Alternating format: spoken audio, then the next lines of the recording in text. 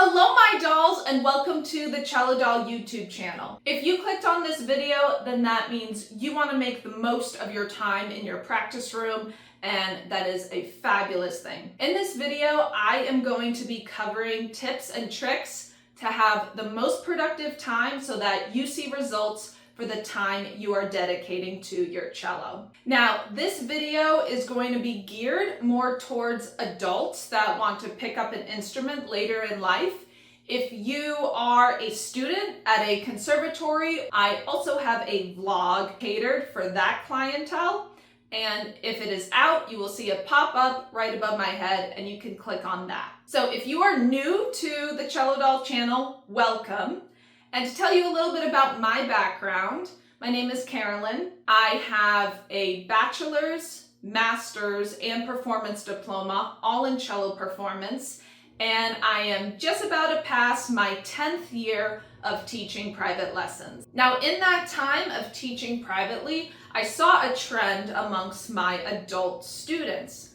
I was frequently asked to help with constructing a practicing schedule. Now, from my perspective, I have been playing cello for 24 years. During that time, I learned through much trial and error what worked for me, and I also learned how my practicing schedule had to change depending on my life stage. And my adult students had a completely unique circumstance that I have never had. They had a 9-to-5 job, they had a family with children, and so many things they had to juggle in their schedule. Being a music student and a professional musician, I had the luxury of ample practicing time. So as a teacher, I had to get really creative and adapt my knowledge to the lifestyle of a midlife cellist.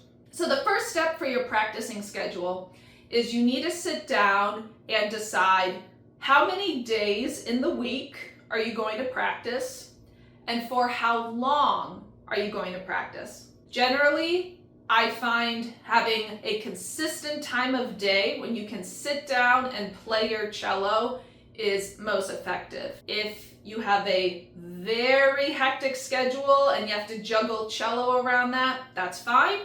But if you can have afternoons to practice or mornings to practice, generally having that routine is easier to sustain. If you're unsure of what kind of expectation you should have, definitely talk about it with your private teacher.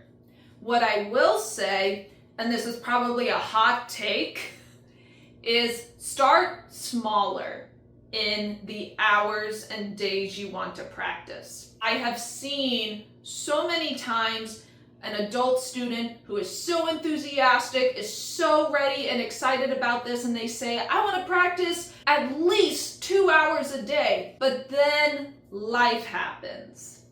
And when they're not able to start with those 2 hours right away, they feel guilty. They associate that guilt and negative feeling with practicing. It's really going to cloud over your time practicing. So what I would recommend is think about your ultimate goal. Let's say you want to play 2 hours a day. Start with an hour or 90 minutes. Cut off at least 30 minutes of your ideal practice goal. That is going to be something you will definitely be able to achieve.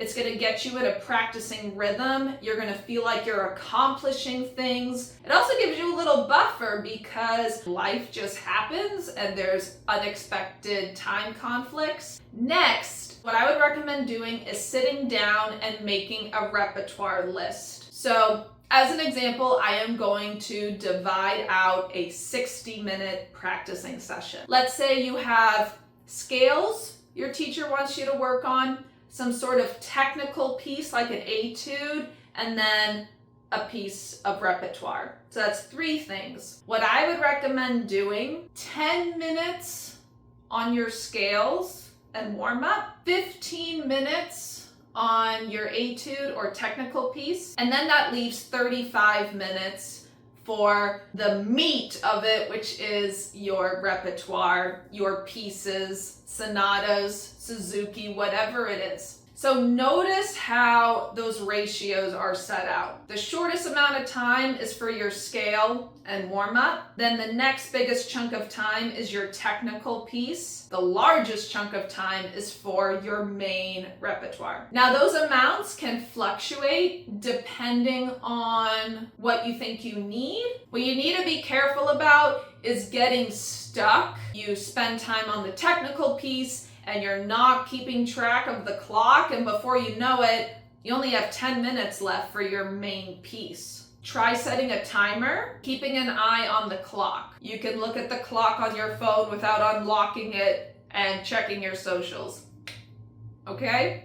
Now to branch off of that, let's say you have more pieces of repertoire. Maybe you're working on 2 pieces with your teacher. Take that main repertoire time and cut it in half so you can address both, or you can rotate your pieces, which brings us to our next tip. Make sure you consistently rotate your repertoire. If you have a piece from a Suzuki book and then a movement of a sonata, don't practice the Suzuki piece 3 days in a row, because that's 3 days you're not looking at the sonata. I definitely recommend an every other day kind of approach where whatever you don't practice today, you're gonna look at it tomorrow. Another tip, have a high level of self-awareness as you're practicing. Some ways to encourage that is to keep a practicing journal. I would recommend putting the date, a rough outline of how you spent your time and what you covered, and then observations. What exercises really worked? What didn't work? And lastly, you can make a plan for the following day. That's important. So based off of Tuesday's practicing, here's what I need to do on Wednesday. That way, when I unpack the cello on Wednesday, I'm not sitting there twiddling my thumbs going, what should I do today? I don't know.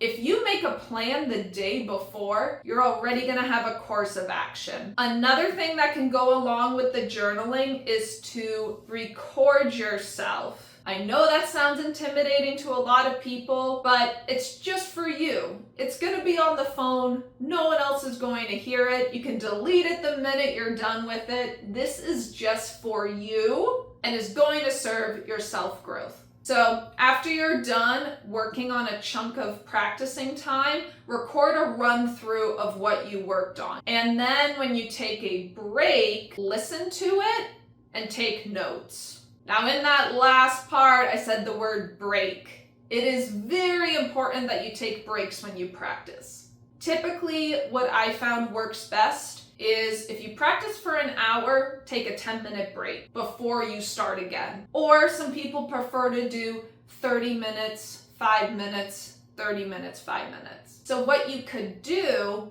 is practice for an hour, save some time to record yourself, and then while you're giving your body that break, go get a drink of water, go get a snack, you can watch that video and take some notes. That is going to give you some ideas on what to work on for the next day. Or you might catch yourself in the middle of your practicing going, man, my bow arm is really high. Okay, so for the next hour, I'm gonna really focus on that. And speaking of run-throughs, don't spend your whole practicing time just playing pieces top to bottom, top to bottom. Have the willpower. I know you can do it. Shelly here knows you can do it. Really zone in on those spots that give you grief. Run-throughs are great to start and end your time, but in the middle where you dig in, do the exercises, work out the troublesome spots, that is where you're gonna see the most progress and your growth is really going to shine. All right, my dolls, I hope you found that video encouraging and empowering for you to go and make your own practicing schedule. If you have any questions, please feel free to leave them in the comments section below, or if you are an adult cellist that has additional tips that you would like to share with your colleagues, also put them down in the comments section. Thank you so much for being here. If you have made it this far and would love to support the channel, please give the video a thumbs up, a like, and subscribe to the Cello Doll YouTube channel. Thank you so much, and you know what I'm gonna say, I do it every video. Happy practicing, my dolls. Bye-bye!